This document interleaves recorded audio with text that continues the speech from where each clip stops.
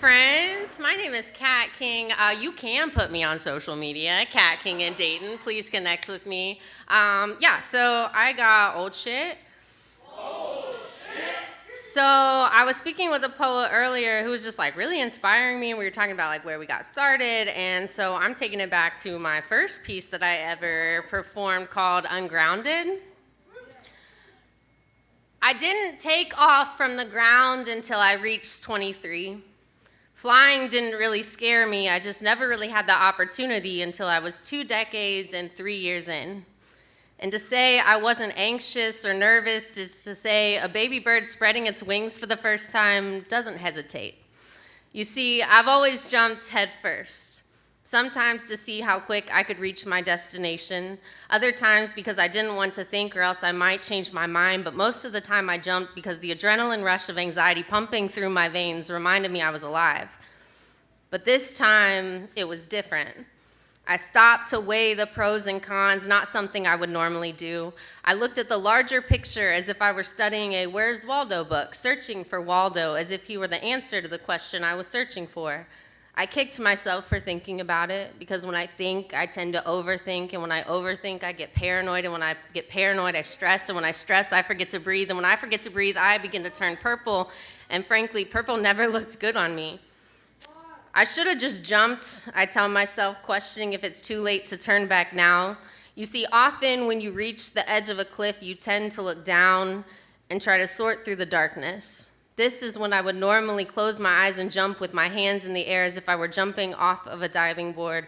Upon reaching the edge of a cliff, we often forget about the other option, up.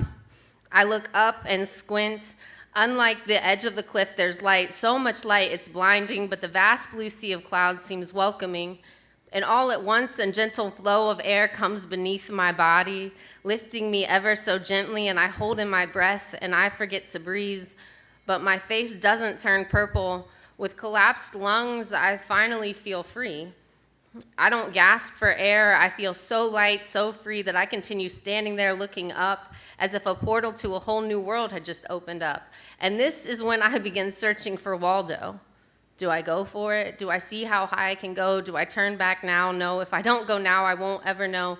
Rather than jumping over the cliff head first, I bend my knees as if to crouch down to find the smallest bug, but instead I am the bug. In the giant world of the large blue sea awaiting me, I'm the caterpillar slowly going through life, envious of the butterflies. When will it be my time? Crouching down, my heart is racing. I'm holding in my breath. The paranoia sets in and tells me a million things that could go wrong, and I whisper silence. Be still, my spirit. As the journey of self-discovery and self-belief and self-worth and admiration and confidence is just beginning, and just when I begin to contemplate my belief that I can fly, I push off the ground. And as a spaceship, fire shoots from my feet and lifts me above the clouds. Soaring in the clouds, it's cliche to say that I felt like I was floating on a cloud 9 as they say, but this wasn't cloud 9 or 10 or even 1 or 2. These were the clouds that welcomed me saying, we believe in you. Ungrounded, I feel limitless. I feel light.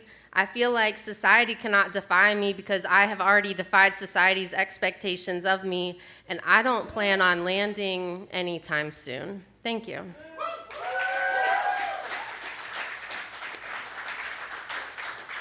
I did not realize how long that poem was, and then until I got halfway through, and I was like, oh, this is a long poem. So this next piece is honestly my favorite piece that I'm performing right now, so that just shows the growth, and yeah, I'm really grateful. So this piece is called Sunshine. I wonder how the fire feels to be so beautiful but never held. I wonder if she feels used. Like she can't exist without an exchange of you make me and I keep you warm until you extinguish my existence for the next time. My love for the sunshine is bittersweet. She shines so bright, hurting my eyes, but my God, she's beautiful. She is serotonin, giving my spirit and body energy, and she lifts me mentally. She embodies body positivity.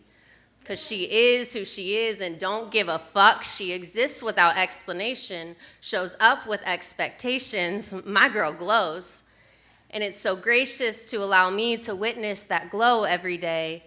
Did you know one of my favorite colors is yellow? And my favorite word to write in cursive is hello, my birth flower is a morning glory. And something about the morning reminds me life is worth living because the sun teaches me to have hope. Because although I don't know if the sun really will come out tomorrow, it's so worth the wait. Because sunrise is my favorite time of the day, and I love the sun. But I admire her from far away because I know even if I were to ever get to outer space, if I get too close, she'll burn me.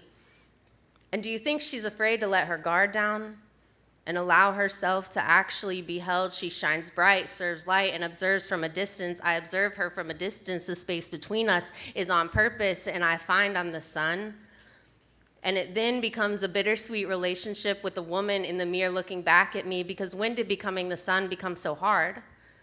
I walk in a room and radiate life. I hop on a stage and give nothing but light, but am afraid to let my guard down and allow myself to actually be held, so I'll burn anyone that tries to get too close. My name is Kat King. Thank you.